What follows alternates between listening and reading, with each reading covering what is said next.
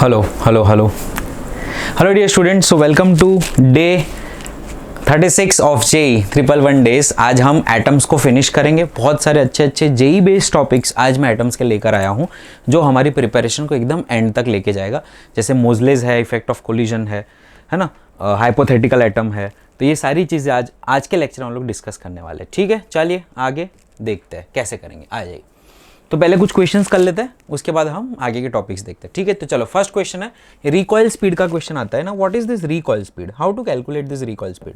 सी, जब भी एक किसी एटम का इंटरैक्शन हो रहा है, किसके साथ, फोटोन के साथ हो रहा है। मतलब फोटोन आ रहा है अपना कुछ मोमेंटम लेके, h बाय लैम्बडा फोटोन का मोमेंटम होगा, h बाय लैम्बडा का मोमेंटम लेके फोटोन आ रहा है और इसके साथ कोलाइड किया जो अभी रेस्ट पर था। इसका इनिशियल स्पीड u0 थी। तो भी हुआ क्या, ये पूरा एब्जॉर्ब हो गया, इसको मोमेंटम मिलेगा, है ना। इसका मतलब ये कि h by lambda must be equal to mass of atom into velocity of recoil speed. ठीक है, अभी तेरा जो एटम था, मतलब तेरा जो फोटोन था, वो कहाँ से निकला। फोटोन तो निकला कहाँ से कहाँ पे आया था, n इक्वल्स टू 5 से ट्रांजिशन किया, n इक्वल्स टू 1 पे आया। तो अब कितनी एनर्जी लेके आया होगा, तो n इक्वल्स टू 5 पे कितनी एनर्जी होती है, n इक्वल टू 1 पे कितनी एनर्जी, तो n इक्वल्स टू 1 पे होती है माइनस ऑफ 13.6, फिर minus of 3.4, minus of 1.51, minus of 0.85 and minus of 0.54। ठीक है, ये होती है। अभी बेटा अगर हम इसका डिफरेंस निकाले, है ना, अभी अगर हम इसका डिफरेंस निकाले तो डेल्टा एनर्जी जो है वो हमारी कितनी होगी, दैट इज इक्वल्स टू 13.6 में से माइनस कर दो ना, 13.6 में से माइनस करते 0.54 को। सो 13.6 माइनस 0.54 दैट इज 13.06। ठीक है, तो 13.06 ईवी की एनर्जी लेकर वो आ रहा था। ठीक है, नाउ एनर्जी का फॉर्मूला हम सबको पता है, E equals to H C by lambda होता है। तो E equals to H C by lambda होगा। और ये एच सी बाय लैम्बडा के अंदर हमें एक चीज़ तो पता चल गई कि भाई h बाय लैम्बडा को मैं एम वी रिकॉइल कह सकता हूँ। तो c times m v recoil आ गया मेरा। ठीक है, अब मेरे को चाहिए v रिकॉइल। तो v रिकॉइल मेरा कितना होगा, that is equals to energy upon speed of light into mass of atom, mass of hydrogen atom जिसमें सिर्फ प्रोटॉन है। तो यहाँ पे एनर्जी हम ले लेंगे कितनी, 13.06 इलेक्ट्रॉन वोल्ट, मतलब 1.6 इंटू 10⁻⁹ जूल, है ना, क्योंकि मीटर पर सेकेंड में तो सब कुछ SI में चाहिए। तो 3 इंटू 10⁸ हो जाएगा और मास हो जाएगा तेरा 1.6 इंटू 10⁻⁻27। इसको आप कैलकुलेट करोगे तो अराउंड 4.17 मीटर पर सेकेंड के आसपास स्पीड आएगी। आगे बढ़ते हैं। A free electron of 2.6 EV energy collides with H+ atom, this result in a formation of hydrogen atom in the first excited state and a photon is release. देखो, जब energy of electron है, energy of electron कितना था, 2.6 EV। ठीक है, इतनी initial energy थी। अब हुआ क्या, फाइनली वो इलेक्ट्रॉन सेटल डाउन हो गया कहाँ पे, फर्स्ट एक्साइटेड स्टेट पे। मतलब energy in first excited state, और जो मेरे को पता है कितनी होती है, -3.4 इलेक्ट्रॉन वोल्ट होती है। Now what is the difference in energy, so 2.6 minus of 3.4। अगर आप इसका डिफरेंस देखो तो अराउंड 6 इलेक्ट्रॉन वोल्ट का डिफरेंस है। ठीक है, ये एनर्जी डिफरेंस जितना फोटोन एमिट होगा। अब फ्रीक्वेंसी मेरे को फाइंड करनी है। नाउ आई नो 1 बाई, यहाँ तो मैं सीधा फाइंड कर सकता हूँ, एनर्जी मुझे पता है तो मैं लैम्बडा फाइंड कर सकता हूँ, है ना, पता है ना, कर सकते हैं ना, लैम्बडा फाइंड कर सकते हैं। तो हमारे पास वो एच सी बाय लैम्बडा वाला इक्वेशन था ना, H C by lambda is equals to energy. तो हम कुछ ऐसा कह सकते हैं कि lambda is equals to H C by energy. अब एच सी को मैं 1240 electron volt nanometer upon 6 electron volt करूँ, है ना, तो 6 2s are 12, कुछ 20 समथिंग आता है, 203 या 206 ऐसा कुछ आता है, 203 मान ले, 203 नैनोमीटर, मतलब 200 नैनोमीटर के आसपास लैम्बडा आ रहा है। अब मेरे को इसकी वैल्यू कन्वर्ट करनी है फ्रीक्वेंसी, तो F is equals to C by lambda. और C है तेरा 3 इंटू 10⁸ डिवाइडेड बाई 200 इंटू 10⁻⁹। तो अराउंड तेरा 1.45 के आसपास तेरी वैल्यू आ रही है, into 10⁻⁹ megahertz is 10⁶ hertz.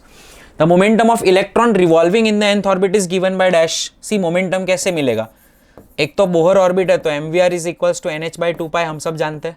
But momentum होता है mv, तो mv अपना हो जाएगा NH/2πr, NH/2πr, ये तेरा करेक्ट आंसर हो। आगे बढ़ते हैं। If an electron is moving in nth orbit of hydrogen atom then its velocity Vn। तो Vn का फॉर्मूला क्या था बेटा, याद करो, Vn का फॉर्मूला था तुम्हारा V0 इंटू Z/n। तो V is inversely proportional to n। देखा, ये सारी चीजें तुमको याद है, तुम सीधा टिक करके आओगे। 2025 का क्वेश्चन है, देखो, consider the Bohr model of hydrogen like atom, the ratio of the radius of the fifth orbit of electron in Li2+। तो रेडियस इन nth ऑर्बिट का फॉर्मूला क्या था, R0 into n²/z, R0 into n²/z। So R of lithium upon R of helium is equals to fifth orbit मतलब 25 bye lithium मतलब 3, और वो कौन सा है, हीलियम का अपनी कौन सी ऑर्बिट है, इलेक्ट्रॉन इन, अरे दोनों की फिफ्थ ऑर्बिट ही है। तो इसकी अब नीचे जाएगा तो ये भी 25 हो जाएगा, और इसका एटॉमिक नंबर है 2। तो 25 गए और मेरा आंसर आ रहा है 2/3। एकदम इजी क्वेश्चन था, 2025 में पूछा था।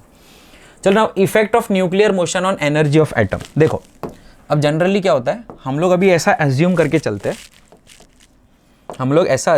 चलते हैं, कि जो भी मोशन होता है इलेक्ट्रॉन का, जो भी मोशन होता है वो ऐसे होता है जिसमें न्यूक्लियस सेंटर पे ही रहेगा, न्यूक्लियस मूवमेंट नहीं करेगा, और बिना न्यूक्लियस के मूवमेंट करे इलेक्ट्रॉन मूवमेंट करेगा, इलेक्ट्रॉन चलेगा। ये अपना इलेक्ट्रॉन है, और बिना न्यूक्लियस के मूवमेंट करे अपना ये जो इलेक्ट्रॉन है वो गोल गोल घूम रहा है इससे आसपास, राइट। बट एक्चुअली ऐसा नहीं होता, राइट, एक्चुअली ऐसा मोशन नहीं होता। एक्चुअली क्या होता है कि ये दो अपने सेंटर ऑफ मास के अबाउट घूमते हैं, ये दोनों, ठीक है। तो मतलब अगर देखा जाए तो इनकी एक कंबाइंड सिस्टम बनाते हैं, और वो किसी पॉइंट के अबाउट ऐसे घूम रहे हैं, एक दूसरे के अबाउट घूम रहे हैं, ठीक है, ऐसे एक दूसरे के अबाउट वो घूमेंगे ऐसे, ठीक है, सेंटर ऑफ मास से घूमेंगे, यहाँ से कोई भी सेंटर ऑफ मास नज़दीक वाला होगा तो ऐसे घूमेंगे। अब ये जो मोशन हो रहा है ना, मैं इसकी बात कर रहा हूँ, I am talking about this motion. तो इस केस में क्या आता है, इस केस में उनका जो सेंटर ऑफ मास है वहाँ से अज्यूम किया जाता है, और इनका रेडियस मास लिया जाता है। और रेडियस मास का फॉर्मूला मैं आपको बता दूँ क्या होगा। अगर इसका मास कैपिटल M है और इसका मास स्मॉल m है, न्यूक्लियस का मास कैपिटल M है और इलेक्ट्रॉन का मास स्मॉल m है, तो रिड्यूस्ड मास यहाँ पे कंसीडर करना होता है, नॉर्मल मास ऑफ इलेक्ट्रॉन नहीं ले सकते। तो रिड्यूस मास का फॉर्मूला है 1/μ इक्वल्स टू 1/, छोटा मास प्लस 1/, बड़ा मास। तो म्यू तेरा हो जाएगा बेटा m into capital M upon small m plus capital M। अब हमें सारी चीज़ें अगर इनके फॉर्म में करनी है तो रेडियस ऑफ nth ऑर्बिट के फॉर्मूला में क्या हो जाएगा, देख लो। अब रेडियस ऑफ nth ऑर्बिट की अगर मैं बात करूँ, radius of electron in nth orbit, radius of electron मतलब इलेक्ट्रॉन रिवॉल्यूशन का जो रेडियस ऑफ nth ऑर्बिट पे चलना, यही चलाते हैं। रेडियस ऑफ nth ऑर्बिट अगर हम फाइंड करें तो क्या होगा, बोलो। रेडियस ऑफ nth ऑर्बिट के लिए हम जाएंगे तो बेटा हमारे पास फॉर्मूला था r nth is equals to n²h² epsilon naught by πzm², याद है, πzm², ऐसा कुछ था, ठीक है। अब आप देख सकते हो कि मास यहाँ पे डिनोमिनेटर में आ रहा है ना, तो मास का इंपॉर्टेंस है, डिपेंड्स ऑन मास। क्या radius depends on mass? Yes, it depends on mass. अब मेरे को इस मास को निकालना है और इसको इंसर्ट करना है म्यू को, तो मैं क्या करूँगा कि मेरे को ये पूरा फॉर्मूला तो ऐसे पता था, ना,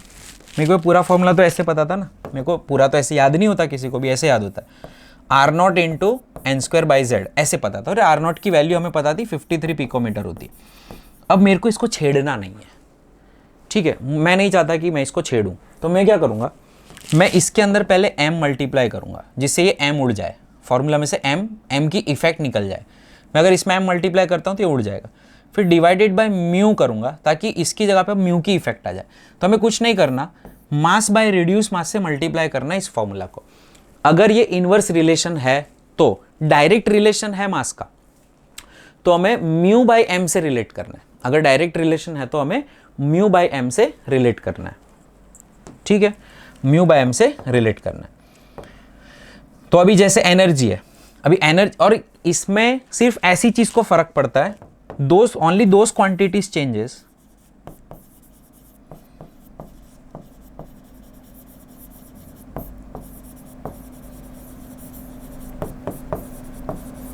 that are dependent on mass.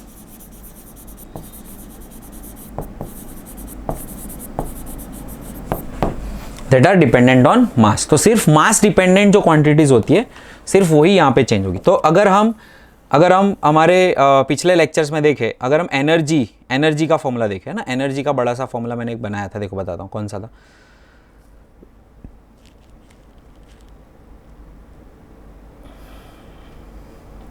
हाँ, energy of electron in nth orbit ये रहा.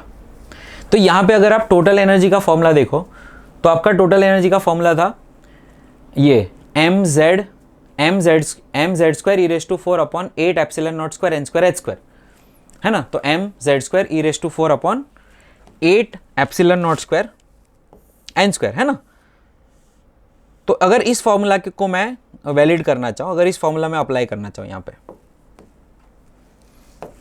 है ना, क्या फॉर्मूला था, m z square e raise to 4 upon 8 epsilon naught square n square h square. This is my total energy in the nth orbit. तो अभी आप देख सकते हो m is in numerator, it is in numerator. तो अब मुझे क्या करना है, इसकी इफेक्ट निकालनी. अब देखो मेरे को ऐसे तो ये पूरा फॉर्मूला याद नहीं होता किसी को भी, तो सब कैसे याद रखते हैं इसको, सब ऐसे याद रखते हैं, E naught into Z square by n square, where E naught has a value of 13.6 EV. सब लोग ऐसे याद रखते हैं. अब मुझे इसमें क्या करना है, मैं चाहता हूँ इसमें मास की इफेक्ट ना आए, तो मैं चाहता हूँ एनर्जी के अंदर मेरे को इसको निकालना है m को, तो मैं नीचे m डिवाइड करूंगा और मेरे को म्यू को इंसर्ट करना है, तो म्यू को मैं डालूंगा where mu is the reduce mass. तो इसके अंदर हम ऐसे कर. अब अगर मैं स्पीड की बात करूं तो स्पीड का जो फॉर्मूला था, speed of electron in nth orbit, अगर मैं इसकी बात करता हूं तो भाई साहब जो स्पीड का फॉर्मूला था कहाँ गया, स्पीड का फॉर्मूला हमने देखा था, ठीक है, जाने देते. चलो ऊपर देखो, यहां पे मैंने स्पीड का फॉर्मूला डिराइव किया था. जब मैंने स्पीड का फॉर्मूला डिराइव किया था, आ जाओ, जब हम सारी चीजें यहां पे पुट करेंगे लास्ट में,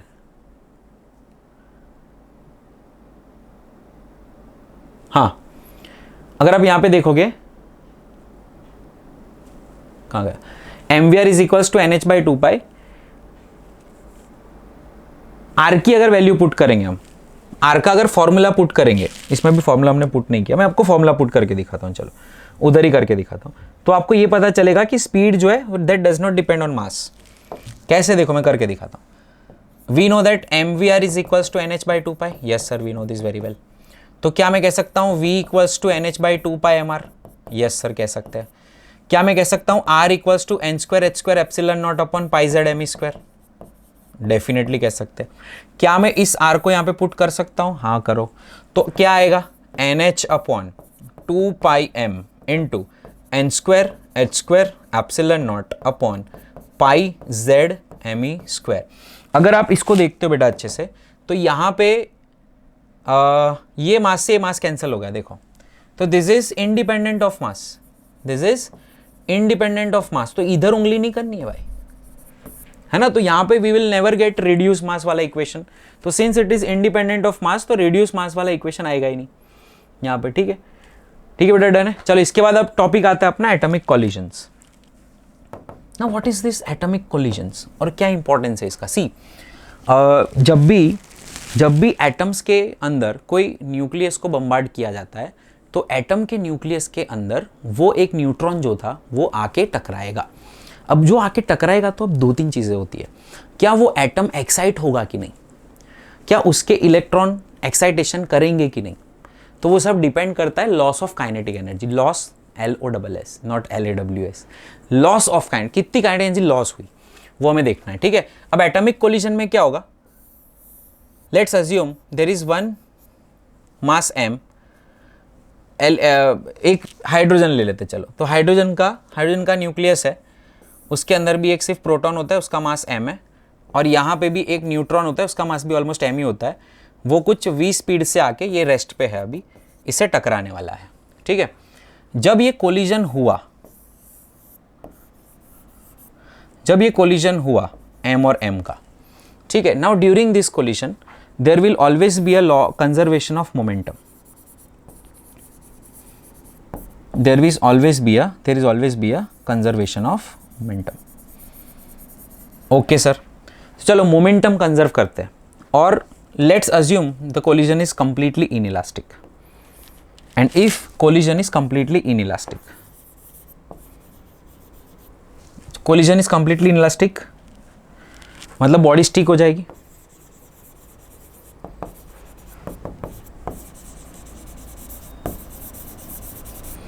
completely inelastic, collision is completely inelastic, conservation of linear momentum लगाएंगे, कोलिजन जो है तुम्हारा कंप्लीटली इन इलास्टिक है।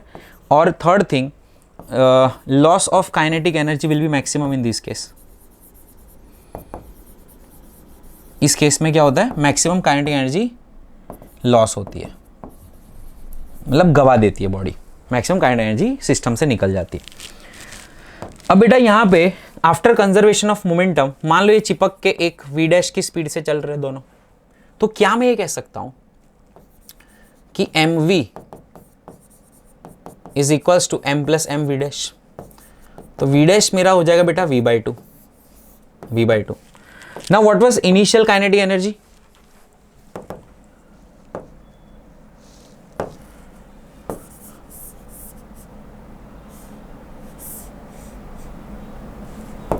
है ना, what was initial kinetic energy,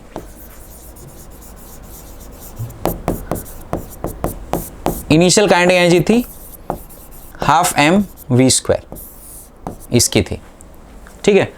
final kinetic energy इनकी क्या हो गई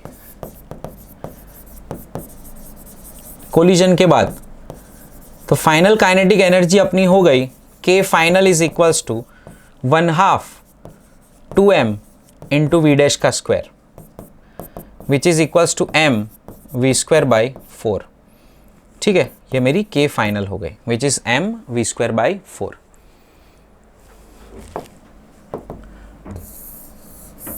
ठीक है, m वी स्क्वायर बाई 4 हो गई। Now the next thing is loss of kinetic energy कितना आया। Now what is the loss of kinetic energy,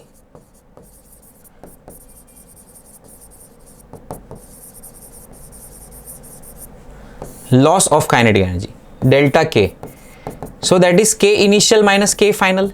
अब यहां पे बोलना मत के फाइनल माइनस के इनिशियल, भाई लॉस हो रहा है ना तो उसकी वैल्यू नेगेटिव आएगी, फिर हमको सिर्फ मैग्नीट्यूड चाहिए। तो पहले हाफ एम वी स्क्वायर था,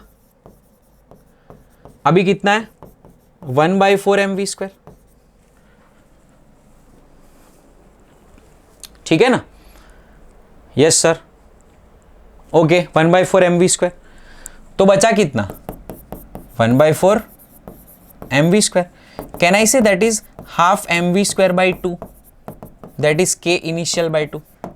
जो तेरी इनिशियल काइनेटिक एनर्जी थी उसकी आधी काइनेटिक एनर्जी लॉस हो गई, तो अब ये लॉस के लॉस जो है, if this K loss is exactly equal to 2/10.2, क्यों सर 10.2, बिकॉज हाइड्रोजन की जो पहली ऑर्बिट है, हाइड्रोजन की जो n इक्वल टू 1 है, वहां से पहला एक्साइटेशन के लिए इतनी एनर्जी तो चाहिए, तभी जाके फर्स्ट टाइम एक्साइटेशन होगा, नहीं तो नहीं होगा। मतलब अगर तुम यहां पे -13.6 की एनर्जी पे बैठे हो, आप -3.4 की एनर्जी पे आना चाहते हो, तो आपको एनर्जी यहां से 10.2 की एनर्जी एब्जॉर्ब करनी पड़ेगी। और अगर इस कोलिजन से एनर्जी एब्जॉर्ब होके ये एलिमेंट ऊपर गया, मतलब ये इलेक्ट्रॉन अगर ऊपर गया और यहां से कोलिजन से एब्जॉर्ब करके ऊपर गया, तो उस केस के अंदर तुम्हारा एटम जो है वो एक्साइट होगा और जो कोलिजन होगा वो कंप्लीटली इनइलास्टिक होगा। मतलब पहले ये चेक करेगा कि कंप्लीटली इनइलास्टिक करने जैसा माहौल है कि नहीं, अगर नहीं तो इलास्टिक कोलिजन होगा, निकल लेगा, ठीक है। If not if K loss is equal to 10.2 then collision will be completely inelastic. Collision will be completely inelastic. If K loss is less than 10.2, if K loss is less than 10.2, then collision is elastic. Collision कैसा होगा बेटा, elastic होगा। What sir if K loss is greater then 10.2? तो partially elastic होगा, मतलब in elastic collision होगा, completely नहीं होगा। यहां पे लिख देता हूं, if K loss is greater then 10.2, थोड़ा ज्यादा हुआ तो it is in elastic collision. सिर्फ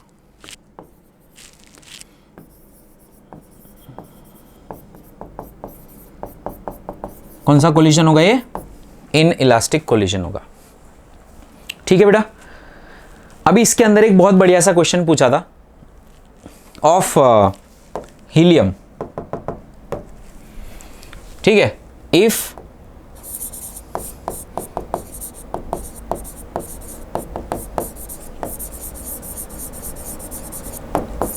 collision with helium atom at rest अगर हम करते हैं, तो लेट से मेरा हीलियम एटम जो है,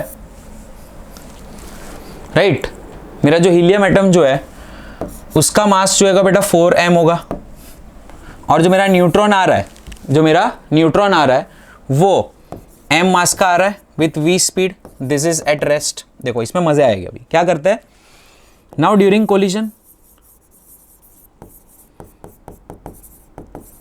ड्यूरिंग कोलिजन यहां पर कोलिजन हुआ, ये m है, ये 4m है। अब ड्यूरिंग कोलिजन चेक करना है अगर इन इलास्टिक होता, चिपट के चलते, v डैश उनकी स्पीड होती, तो कंजर्वेशन ऑफ मोमेंटम करते। तो conserving momentum I will be getting, इसका momentum m into v must be equal to इनका momentum, that is 5m into v dash. तो यहां पर तेरे v डैश की वैल्यू आ रही है बेटा v/5। v डैश की वैल्यू कितनी आई? v/5।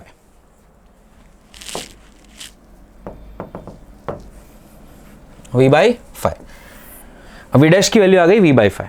ठीक है, अब मेरे को क्या देखना है कि लॉस ऑफ काइनेटिक एनर्जी कितनी है।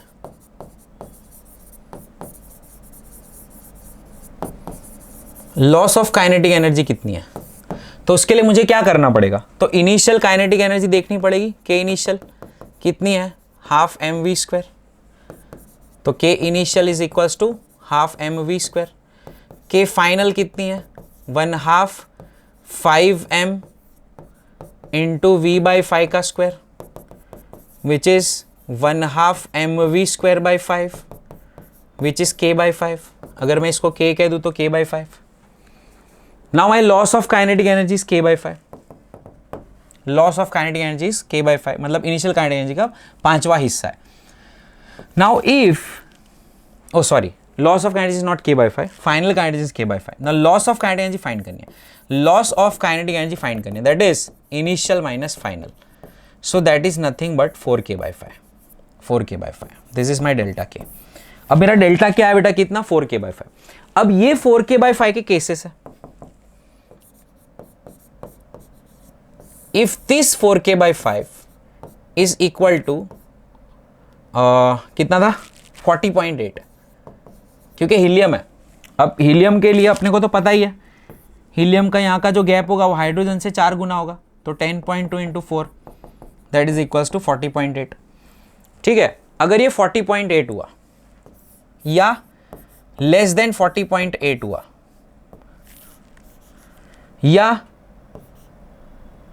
या बिटवीन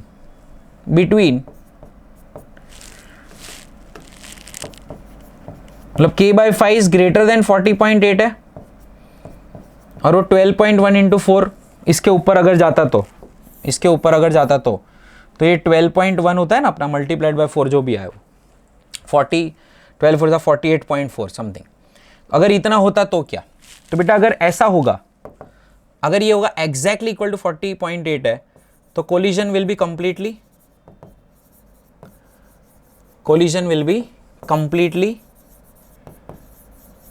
इनइलास्टिक, और एग्जैक्टली उस टाइम पे जो भी एनर्जी लॉस होगी वो एब्जॉर्ब करके एक्साइटेशन में चला जाएगा। मतलब एनर्जी ये 4k/5 एब्जॉर्ब कर लेगा और एक्साइट हो जाएगा, यहाँ पे आ जाएगा electron. If it is less than 40.8 है, so the collision will be elastic. Between 40.8 and 12 मतलब जो भी है, तो इट इज सिर्फ इन इलास्टिक कोलिजन। ठीक है, तो ये सिंगेज का एग्जाम्पल है। ठीक है, एक अच्छा सा क्वेश्चन दिया हुआ था तो मेरे को याद था तो आपने डन कर लिया। ठीक है, चलो आगे एक चीज पे पहुंचते हैं, that is hypothetical atom. Sir ये हाइपोथेटिकल एटम क्या होते हैं? तो hypothetical atoms are based on hypothesis, these are based on hypothesis. ऐसे एक्चुअली कोई एटम्स होते नहीं है, कंडीशंस दे दी होगी। एक एग्जांपल, चलो एग्जांपल के तौर पे बता दूं। मान लो ऐसा कोई एक सिलेंडर दिया है आपको, मतलब एक रॉड है which is a charge rod. कैसा रॉड है? एक चार्ज रॉड है, और बोला है कि उसके आसपास इलेक्ट्रॉन घूम रहा है। अब ऐसा कोई एटम तो होता नहीं है कि एक चार्ज लकड़ी हो और उसके आजू बाजू इलेक्ट्रॉन घूमे, लेकिन हो रहा है, समझ लो। नंबर 1, तो electron revolving around a charge rod, electron revolving around the charge rod.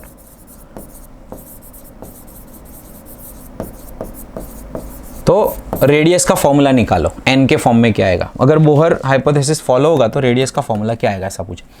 तो इसमें आपको ये वाला फोर्स और ये वाले फोर्स को कंपेयर करना है। तो ये फोर्स है तुम्हारा mv²/r, और यहाँ पे आप लोग को पता ही होगा कि ये इसकी वजह से जो इलेक्ट्रिक फील्ड होती है उसको खींचती है, दैट इज q × e, है ना। और जो इलेक्ट्रिक फील्ड का फॉर्मूला था तो λ/2πε0r या 2k λ/r भी हम कह सकते हैं। सो 2k λ/r, और 2 की वैल्यू जो है वो लैम्बडा k की वैल्यू जो है 4πε0 अगर पुट करते हैं तो कुछ ऐसी चीज़ आ रही है, ये 2 कैंसिल हो जाएगा, तो q times λ/2πε0r। Now this is what your force is. अब हमारा ये फोर्स को हम कंपेयर करेंगे यहाँ पे mv²/r से। Now comparing with centripetal force, centripetal force यही प्रोवाइड कर रहा है, तो इसको बेटा हम कंपेयर करेंगे तो ये तुम्हारा आएगा mv²/r is equals to q λ/2πε0r। अब r से r गया, ठीक है। अब now we know that v mvr is equals to nh/2π, ठीक है।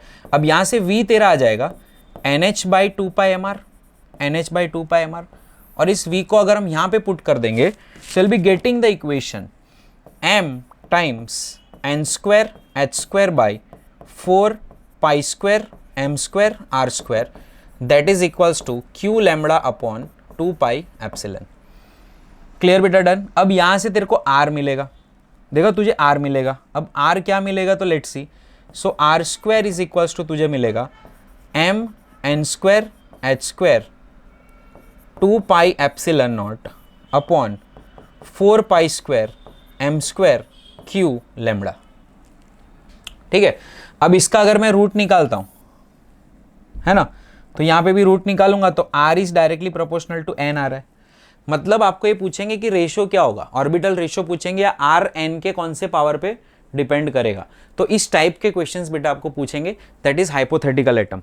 हाइपोथेटिकल एटम में बहुत सारी चीज़ें दूसरी भी होती है, जैसे वो क्या दे देंगे आपको, एक फील्ड दे देंगे, है ना। सेकेंड केस आता है फील्ड का, if the field is given, if the field is given as u equals to -1/r या -k/r, ऐसी कोई फील्ड दे देंगे।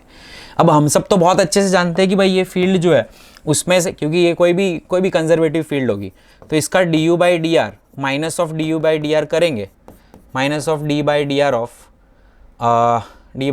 -k r⁻⁻1 अगर हम करते हैं, है ना, तो हमें f मिलता है, फोर्स मिलता है। तो फोर्स अपन को कितना मिलेगा, लेट्स सी, तो k -1 r⁻², ठीक है, ओके। तो r⁻² हो गया, तो ये हो गया तेरा k/r², k/-k/r² is your f, और ये अट्रैक्टिव ऐसा बता रहा है, ठीक है, मतलब पकड़ के रख रहा है। सो f का मैग्नीट्यूड जो है वो k/r² है। अब हमें कुछ नहीं करना है, इसको कंपेयर करना है किसके साथ, हमें इसको कंपेयर करना है सेंट्रीपिटल फोर्स के साथ। मतलब ना सेंट्रीपिटल से कंपेयर करना है, सबको याद रखना। तो k/r² is equals to mv²/r, एक r से एक r गए, और v की जगह पे mvr is equals to nh/2π से v इक्वल्स टू nh/2πmr को पुट करेंगे इधर। अब जैसे तुम यहाँ पे पुट करोगे ना, तुम्हारा एक इक्वेशन बनता हुआ दिखेगा, तो k by are is equals to m into N square H square by 4 pi square M square R square.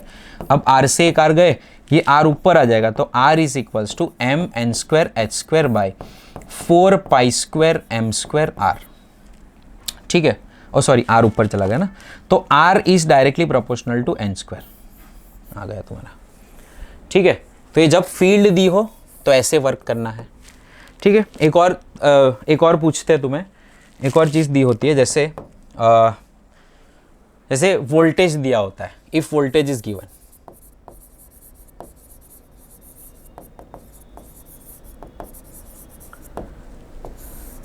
ठीक है, इफ वोल्टेज इज गिवन तो potential energy is equals to Q into v होता है। And इसका तुम जब d u by d r करोगे, voltage as a function of r is given, if voltage is given as a function of r, as a function of r, तो इसका du by dr करना है, तो q v as a function of r होगा, इसका differentiate करना है, then compare with mv square by r, mv square by r, and from Bohr's hypothesis, then from Bohr's hypothesis use mvr is equals to nh by 2 pi and substitute v and reduce equation for r, reduce equation for r, फिर r तुम्हारा किसी n के form में आ जाएगा। तो ये भी एक तरीका है, वोल्टेज वाले क्वेश्चंस देकर पूछते हैं। फिर एक लास्ट तरीका है, मैग्नेटिक फील्ड देकर पूछते हैं। Hypothetical, if magnetic field is given, if magnetic field is given, अब मैग्नेटिक फील्ड जब दे देंगे तो मैग्नेटिक फील्ड में फोर्स लगता है F is equals to Q into we into B, याद करो, है ना। तो अब यहां पे वो कंपेयर कर लेंगे, comparing with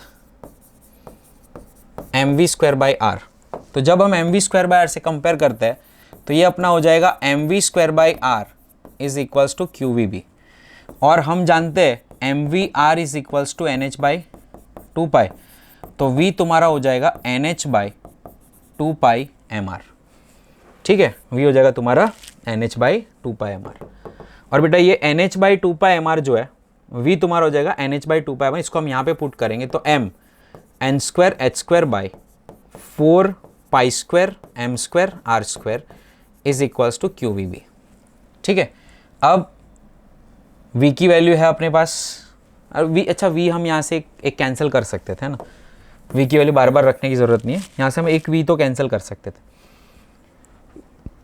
M V R equal to N H by 2 pi. अच्छा, यहाँ से एक v कैंसिल हो जाएगा, तो एक ही v बचेगा, तो अपना हो जाएगा m by R into N H by 2 pi M R is equals to Q B.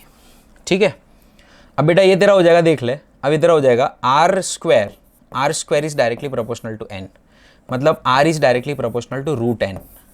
ठीक है, यहाँ पे रूट n के फॉर्म में आ रहा है। देखो, अब यहाँ पे देखो रेशियो पूछेंगे कि 5th ऑर्बिट और 6th ऑर्बिट के रेडियस का रेशियो क्या होगा, तो under root of 5 by under root of 6, वो तेरा आंसर आएगा। ठीक है, तो ये हाइपोथेटिकल एटम्स याद रखना, 4 तरीके के मैंने बताया। देखो ये क्वेश्चंस 2015 में पूछा था। If one were to apply Bohr model to a particle of mass m in charge q moving in a plane under the influence of magnetic field b, तो जैसा मैंने अभी आपको बोला था ना, वही करना था। एनर्जी ऑफ चार्ज, लेकिन यहाँ पे एनर्जी पूछिए, energy of charge particle in the nth level will be equals to dash, ऐसा पूछा है।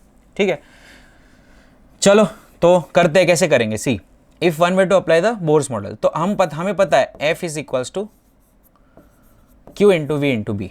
ठीक है, अब हमें पता है कि भाई total energy is always equal to kinetic energy होती है, I will note this, right. और दूसरी चीज कि मेरे को यहाँ पर m we square by are is equals to Q we b को यूज करना है, v से एक v कैंसिल। ठीक है, फाइन सर। और मेरे को बोहर हाइपोथेसिस भी यूज करना है, तो बोहर हाइपोथेसिस क्या कहता है, M V R is equals to N H by 2 pi. अब मैं यहाँ से वी आर को लेके यहाँ पे रख दूंगा, है ना, वी आर को लेके मैं यहाँ पे रख दूंगा। क्या v लाना है क्या हमें? नहीं, एक काम करते हैं ना, एक काम करते हैं, लेट्स डू वन थिंग, यहाँ से इसको हटाते हैं, इसको भी हटाते हैं, ये r को ऊपर लेके जाते हैं, b को नीचे लेके आते हैं, इनको हटा देते हैं, क्योंकि मुझे अल्टीमेटली क्या चाहिए, मुझे तो ultimately half M we square चाहिए। तो मैं इस एम वी स्क्वायर को क्यों हटाऊँ, एम वी स्क्वायर को रहने देता हूँ, इधर हाफ और इधर हाफ डाल देता हूँ और ये वी आर की जगह से यहाँ पे घुसा दूंगा। तो वी आर मेरा क्या हो जाएगा, N H by two pi M. अब इस N H by two pi M को इधर लगा दो तो हो जाएगा 1/2 Q B into N H by two pi M. तो क्यू बी, हाँ तो 2 इंटू 2 4 हो गया ना, तो n q b h by 4 pi m, 4 pi M. तो n q b h by 4 pi m, this is the correct answer. ठीक है बेटा, डन है। तो ऐसे होते हैं तुम्हारे हाइपोथेटिकल एटम्स। ठीक है, चलो आगे बढ़ते हैं। नेक्स्ट बेटा एक्सरे प्रोडक्शन। अभी देखो एक्सरे प्रोडक्शन जो होता है वो बहुत हाई एनर्जी रेज है। X rays are very high energy rays. तो अभी उसके अंदर दो तरीके के इसके स्पेक्ट्रम होते हैं। पहले इसको प्रोड्यूस कैसे किया जाता है वो आपको बता दूं कि एक ऐसे करके एक ट्यूब होती है ना, एक सिर्फ स्कीमेटिक ही बता रहा हूँ, पूरा एग्जैक्टली डिटेल प्रोडक्शन नहीं बता रहा, सिर्फ स्कीमेटिक बता रहा हूँ। ठीक है, यहाँ पे पोटेंशियल डिफरेंस दिया जाता है।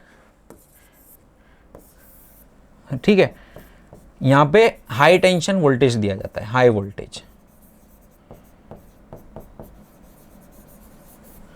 High voltage of the order of 20 kilovolt, 20 kilovolt के आसपास दिया जाता है। और यहां से एक इलेक्ट्रॉन प्रोड्यूसिंग सेटअप है to produce the electron, producing electrons, this is a low tension, मतलब लो वोल्टेज। अब यहां से इलेक्ट्रॉन प्रोड्यूस होंगे, जो भी इलेक्ट्रॉन प्रोड्यूस होंगे वो इस क्रिस्टल के ऊपर टकराएंगे। ठीक है, इस पे टकराएंगे। अब होएगा क्या, यहां से जो इलेक्ट्रॉन आ रहे थे there are very high energy electrons,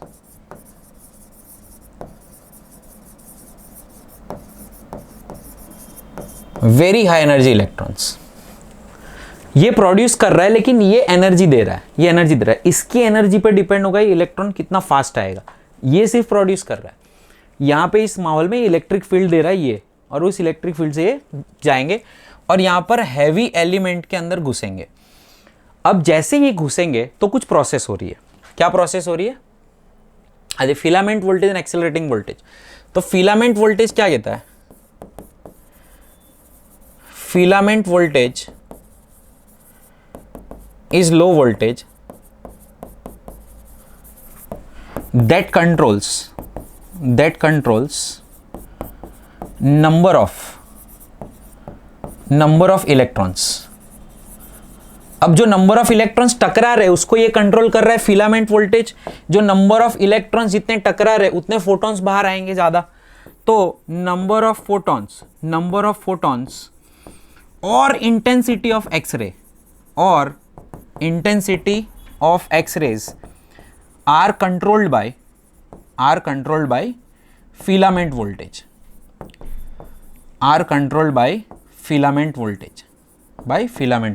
ठीक है। और एक्सेलरेटिंग वोल्टेज जो है this controls the energy of X ray. Accelerating voltages controls the energy of electrons and hence the frequency of x-rays। कितनी फ्रीक्वेंसी का एक्सरे बाहर आएगा वो एक्सेलरेटिंग वोल्टेज कंट्रोल करता है। फिलामेंट वोल्टेज कंट्रोल करता है कितनी इंटेंसिटी से बाहर आएगा। अब बेटा इसके अंदर एक्सरेज की प्रॉपर्टीज है, वो मैं थोड़ी देर में दिखाता हूं। उससे पहले हम कंटिन्यूस स्पेक्ट्रम क्या है वो पहले देख लेते हैं। What are the continuous spectrums, continuous spectrum क्या है और कैरेक्टरिस्टिक स्पेक्ट्रम क्या है, सबसे इंपॉर्टेंट चीज यही है। तो देखो, अब अगर इसकी मैं बात करूं एक्सरेज की,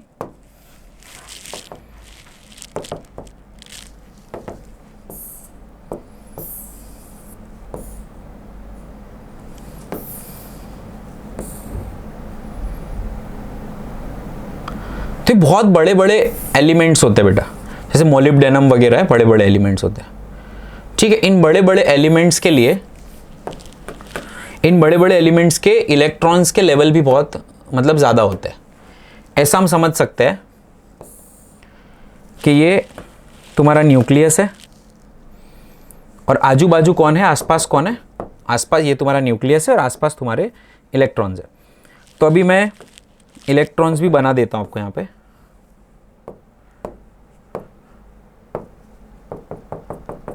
ये अपने इलेक्ट्रॉन्स है, ठीक है, ओके। सो हमारे इलेक्ट्रॉन्स है,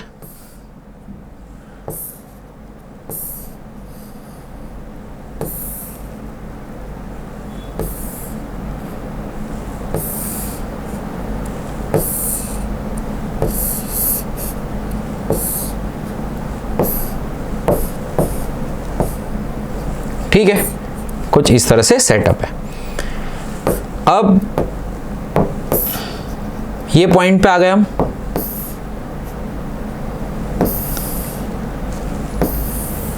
बहुत सारे इलेक्ट्रॉन्स ऐसा मान लो,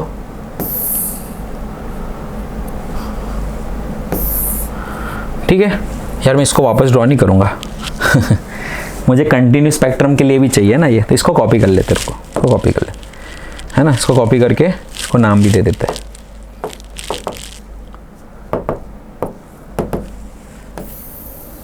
इसका नाम चेंज कर देते हैं, नामीकरण कर देते हैं, इसका नामकरण कर देते हैं। चलो इसको हम बोल देंगे कैरेक्टरिस्टिक्स,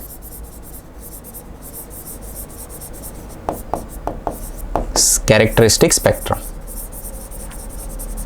ठीक है।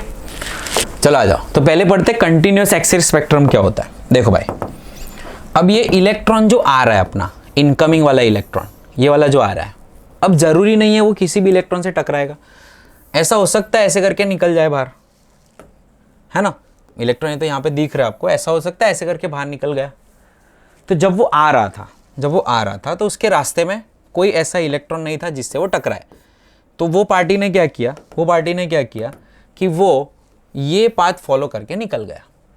अब जब वो निकला, यहां पर कुछ इनिशियल काइनेटिक एनर्जी थी, और जब वो निकला तो यहां पर काइनेटिक एनर्जी फाइनल आ गई, है ना। जब इलेक्ट्रॉन यहां पे बाहर निकलता है तो फाइनल काइनेटिक एनर्जी से निकला, मान लो ऐसे होते हुए यहां से निकला बाहर। तो अब क्या होगा, सारे नेगेटिव थे, तो उसको नेगेटिव के इंपल्स इफेक्ट की वजह से ब्रेक लगती है और इसकी काइनेटिक एनर्जी थोड़ी कम हो जाती है। मतलब वो इस एलिमेंट को थोड़ी अपनी एनर्जी पास करके आता है। अब जैसे इलेक्ट्रॉन ने एनर्जी लूज की ना, तो हमेशा रेडिएशन में कन्वर्ट होती है, याद रखना। अगर इलेक्ट्रॉन ने एनर्जी लूज की, that always converts into radiation. तो यहां से कुछ फोटॉन्स बाहर आते हैं, रेडिएशंस बाहर आते हैं। That radiations has energy exactly equal to the change in kinetic energy. When the kinetic energy of electron changes when passes through the atom, then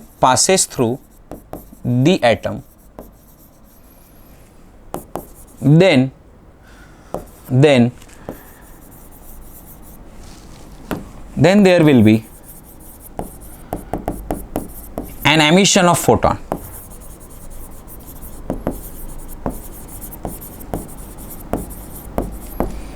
with energy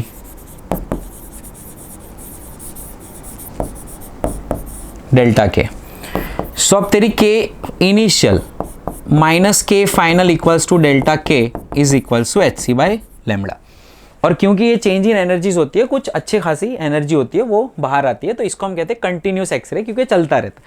देखो भाई, इलेक्ट्रॉन इतने ज़्यादा भी नहीं है, ठीक है, तो ये चलता रहता है, ठीक है, तो इसको कंटिन्यूस स्पेक्ट्रम कहते हैं। अब कैरेक्टरिस्टिक स्पेक्ट्रम क्या है?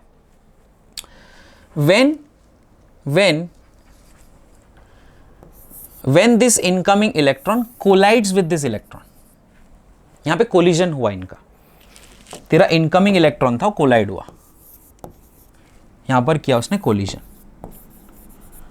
ठीक है, ये हो गया मेरा collision. Then this electron will be knockout, ठीक है, after colliding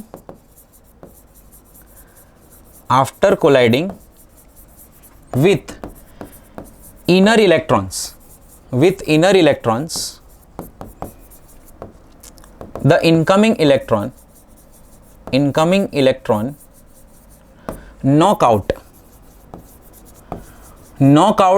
the inner electron, knock out the inner electrons, and due to which vacancy created is filled by transition of outer electrons. ठीक है, अब यहां पे void क्रिएट हुआ. अब void create हुआ तो ये फील करेगा void, या तो ये फील करेगा void, कोई ना कोई तो आएगा फील करने के लिए, क्योंकि राजा की कुर्सी खाली नहीं रहनी चाहिए. अंदर के इलेक्ट्रॉन्स खाली हुए तो एटम में भयंकर इंस्टेबिलिटी आती है, तो वो राजा की कुर्सी कभी खाली रहनी नहीं चाहिए.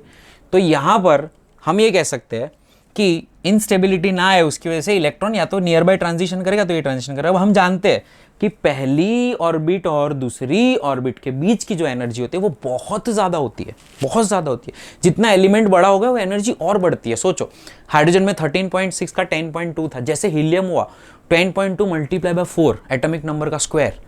अब सोचो एटॉमिक नंबर 100 है, 100 का स्क्वायर 10,000, मतलब 10,000 टाइम ज़्यादा.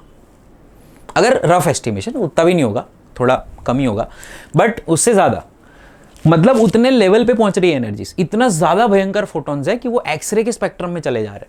तो यहाँ से जो निकलने वाले होंगे वो तुम्हारे एक्सरे के स्पेक्ट्रम्स होंगे. और अगर इसको ग्राफिकली थोड़ा मैं विजुअली आपको बताऊँ ना, तो कुछ आपको ऐसे मिलेगा. सी, अगर हम देखें तो कुछ ऐसे आपको कैरेक्टरिस्टिक स्पेक्ट्रम मिलता है. सी, यहाँ पर ये कंटिन्यूस रहता है, फिर there is a tip like this. ठीक है, ऐसे होता है और फिर ऐसे होता है. अब यहाँ पे कौन सा कौन है ये देखना है, ये देखना आपको बताता हूं. एक को कहते हैं के अल्फा के बीटा, ठीक है, एल अल्फा एल बीटा. इसको हम कहते हैं के अल्फा, इसको हम बोलते हैं के बीटा. ठीक है, के अल्फा के बीटा. अब इसकी एनर्जी कम है, इसकी एनर्जी ज्यादा. जिसकी एनर्जी ज्यादा उसका लैम्बडा छोटा. बोलो, जिसकी एनर्जी ज्यादा उसका लैम्बडा छोटा, जिसकी एनर्जी ज्यादा उसका लैम्बडा छोटा, जिसकी एनर्जी ज्यादा उसका लैम्बडा छोटा. तो यहां पे हम देख सकते हैं सी, किसका लैम्बडा छोटा होगा. ठीक है, ये लैम्बडा छोटा मतलब ये बीटा होगा, ये अल्फा होगा. ठीक है, अब अल्फा की इंटेंसिटी ज्यादा है क्योंकि वो नजदीक है, तो अल्फा के आने के चांस ज्यादा है, इसलिए इसकी स्पाइक बड़ी होती है. और यहाँ पे के के बाद एल शेल है, तो ये होगा तेरा एल अल्फा और ये होगा एल बीटा. ठीक है, तो इसके बाद होता है तेरा एल अल्फा एल बीटा. ये तो यहां पर ये जो है दीज आर कैरेक्टरिस्टिक स्पेक्ट्रम्स, ये कैरेक्टरिस्टिक्स होती है और वो एलिमेंट पे डिपेंड करती है. और ये वाली जो है वो कंटिन्यूअस है, these are called continuous spectrum. ये कंटिन्यूअस स्पेक्ट्रम है, तो ये जो है वो कंटिन्यूअस वाला है, ये मिलता ही रहता है. और ये जो है वो कैरेक्टरिस्टिक्स है.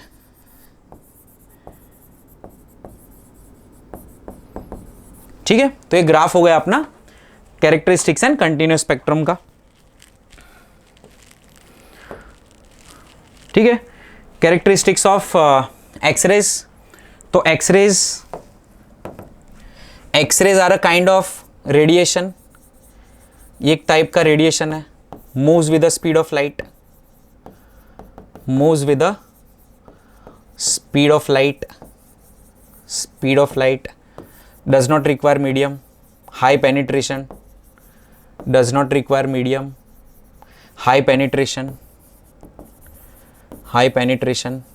low ionization, high penetration, low ionization, high energy and momentum, photon energy are of the order of 100 या 1 किलो इलेक्ट्रॉन वोल्ट बोल देते हैं, are of the order of kilo electron volt. अब लास्ट चीज देख लेते हैं, मोजलेस वर्क, एंड देन इसको खत्म करते, कंक्लूड करते हैं. अब मोजलेस वर्क, मोजले अंकल ने काम किया था. ठीक है, मोजले अंकल ने क्या काम किया था, लेट्स सी दिस. देखो, मोजले ने ऐसा बोला था कि भाई एटॉमिक नंबर से अगर आप एटॉमिक नंबर से पीरियोडिक टेबल को सेट करते हो तो बहुत प्रॉपर वे में सेट होता है और हम मिसिंग एलिमेंट्स को भी ढूंढ सकते हैं। क्यों ऐसा बोला था इसने, तो यहां पे मैं आपको बता दूं क्यों बोला था। सी वी नो दैट कि भाई अपना अगर फॉर्मूला देखा जाए तो 1/λ is equals to r into 1/n1 square minus 1/n2 square ऐसा था, but this is for hydrogen.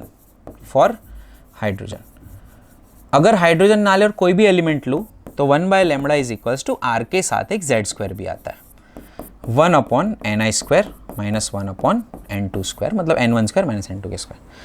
ये अगर मैं ये हाइड्रोजेनिक हो गया जो which is greater than hydrogen, मतलब लिथियम Li प्लस सबकी वजह से हो गया। लेकिन for any higher order elements या कोई भी एलिमेंट, जनरली कोई भी एलिमेंट के लिए बोलूँ तो ये फॉर्मूला और थोड़ा मॉडिफाई होता है। This becomes 1/λ r into z minus B का whole square into 1/n1 square minus 1/n2 square.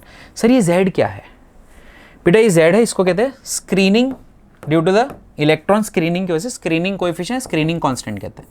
Screening क्या होती है?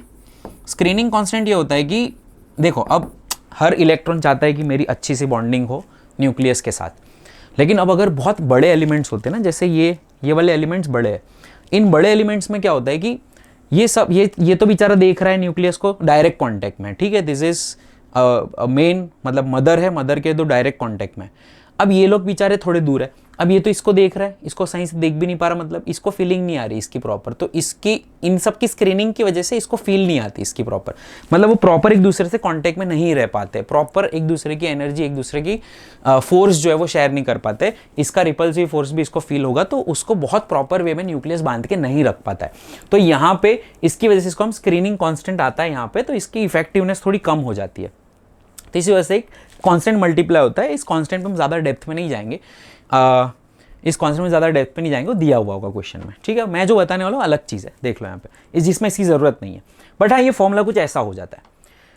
और मेरे को फ्रीक्वेंसी चाहिए, अब मेरे को फ्रीक्वेंसी, तो I know frequency equal c/λ है ना, फ्रीक्वेंसी होती है c/λ। तो अगर मैं यहाँ पे c/λ करता हूँ तो ये r/c z माइनस बी का whole square into 1/n1 square minus 1/n2 square हो गया, ठीक है।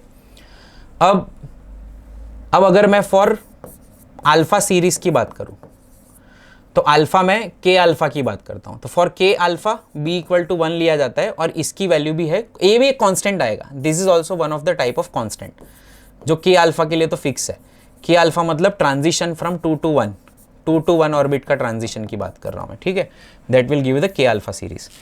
अब यहां पे अगर देखा जाए तो इसको ए बोल देते हैं, तो ये हो गया r/c z माइनस बी का whole square into some constant c बोल देते हैं इसको, ठीक है। अब that is equals to c/λ। अब c/λ is what? f। c/λ is what? f। अब मैं बेटा इसको रूट करूं तो मैं कह सकता हूं root f is equals to z minus B का होल स्क्वायर इनटू इसको कुछ कांस्टेंट अल्फा कह देता हूं मैं, ठीक है। तो आर/सी और अल्फा का रूट, मतलब इसको मैं एक कांस्टेंट, अलग ही कांस्टेंट ए कह देता हूं। तो आप देखो ये आर कांस्टेंट है, सी कांस्टेंट, अल्फा भी यहाँ पे अगर मेरे को कांस्टेंट बनाना चाहे तो मैं बना सकता हूं। तो ये सब मिला के एक कांस्टेंट ए बोल दिया मैंने, ठीक है। अब यहाँ से सॉरी ये स्क्वायर निकल जाएगा, रूट है ना, तो स्क्वायर निकल जाएगा। अगर बेटा यहाँ से अब देखा जाए ना तो मजे क्या है, देखो see z times a minus b into a is equals to root f। Now these equations become an equation of straight line y equals to mx minus c। और इस इक्वेशन से हम ये कह सकते हैं, मोजले ने कहा था कि एटॉमिक नंबर जो है उसके हिसाब से अगर आप सेट करते हो चीज़ों को तो ये स्ट्रेट लाइन ग्राफ आ रहा है जिसका पॉजिटिव स्लोप है और नेगेटिव इंटरसेप्ट है, मतलब कुछ ऐसे ये ग्राफ तुम्हारा जाएगा ऐसे। किसका? Root of frequency versus Z का graph, root of frequency versus Z का ग्राफ। इसलिए मोजले ने क्या बोला सी कि अगर ये स्ट्रेट लाइन है ना, एटॉमिक नंबर के हिसाब से जो फ्रीक्वेंसीज है वो अगर आ रही है तेरी, मतलब एटॉमिक नंबर भी बढ़ रहा है, फ्रीक्वेंसी बढ़ेगी, नंबर बढ़ेगा फ्रीक्वेंसी बढ़ेगी, तो कोई मिसिंग एलिमेंट को सेट कर सकते, जैसे ऐसे है, ठीक है। जैसे मान लो इसकी वैल्यू है 5 आई, इसकी वैल्यू 6 आई, इसकी वैल्यू 7 आई, इसकी वैल्यू 8 आई, ठीक है। अब मेरे को एक ऐसा एलिमेंट मिला जिसकी वैल्यू आ रही थी, इसकी वैल्यू आई 5.5, मेरे को एक ऐसा एलिमेंट मिला जिसकी वैल्यू आ रही थी 5.8, तो मैं इसको कहाँ सेट करूँगा? मैं यहाँ तो सेट कर नहीं सकता क्योंकि 6 और 7 के बीच में तो नहीं होगा सेट, 5.5 6 के बीच में सेट होगा, तो मेरा कोबाल्ट था, तो 5.8 इसकी वैल्यू यहाँ पे सेट हो रही है। मतलब ये क्या वैल्यूज है, मैंने रैंडम वैल्यूज लिए कोई भी, ये रूट एफ की वैल्यूज रैंडम लिए। तो मैंने क्या किया, इसका एक्सरे स्कैटरिंग करके देखा। ये इसने मोजले ने क्या काम किया था पता है? मोजले ने हर किसी का ऐसा कैरेक्टरिस्टिक स्पेक्ट्रम निकाले थे, कितनी फ्रीक्वेंसीज क्या आते हैं, हर किसी के ऐसे के अल्फा की वैल्यूज लाया था वो, और फिर वो के अल्फा की वैल्यूज के हिसाब से उसने फ्रीक्वेंसीज निकाली और फ्रीक्वेंसीज को एटॉमिक नंबर के साथ सेट करता गया। मतलब यहाँ पे इस एलिमेंट के अंदर, इस एक्सपेरिमेंट के अंदर इसने एलिमेंट बदले, ये वाले एलिमेंट बदले, ये मॉलिब्डेनम लिया, एफी लिया, कोई ना कोई एलिमेंट लेता गया, वो सब एलिमेंट्स बदले, सबका एटॉमिक नंबर अलग अलग लिया। फिर उसने सारे एलिमेंट्स के लिए कैरेक्टरिस्टिक स्पेक्ट्रम फाइंड किया, क्या आएगा। अब कैरेक्टरिस्टिक स्पेक्ट्रम फाइंड करने के बाद उसने ये वाला ग्राफ प्लॉट किया और ये वाले ग्राफ से एस्टिमेट किया कि भाई कुछ एटॉमिक नंबर वाले हैं वो अलग अलग रखे हुए हैं, उसको इस तरह से सेगमेंट में करो तो एग्जैक्ट परफेक्टली एक लाइन में आपको मिल जाएगा कि इनकी कैरेक्टरिस्टिक्स है, उसके हिसाब से उनको सेट करना है पीरियोडिक टेबल के अंदर। तो पीरियोडिक टेबल इज मोर बहुत अच्छे से सेटल होता है अगर उसको हम एक्सरे कैरेक्टरिस्टिक स्टडी करके एटॉमिक नंबर के हिसाब से रखें। तो ये सारी बातें बताई थी किसने? मोजले ने। तो इसलिए इसे कहते हैं Moseley's work, right. So my work is done and atoms done. Atom को अच्छे से हमने किया, पूरी देखो थियोरेटिकल चीज़ें थी, मुझे बहुत सारी चीज़ें लिखनी पड़ी बिकॉज आई वांट कि आपके पास ये वो नोट्स हो, है ना। तो लास्ट मोमेंट पे ऐसे नोट्स घुमा लो। कई बार क्या होता है, हम देखते तो है फॉर्मूला लेकिन फील नहीं आती, तो डेरिवेशंस भी होना चाहिए, इसलिए हमने सारे इसके अंदर डेरिवेशंस भी सारे मैंने डन किए हैं, ठीक है। तो आपको लास्ट मोमेंट पर वो रिवीजन बहुत अच्छे से रहेगा। चलो, thank you so much. Next class में स्टार्ट करेंगे nucleus. Till that bye bye.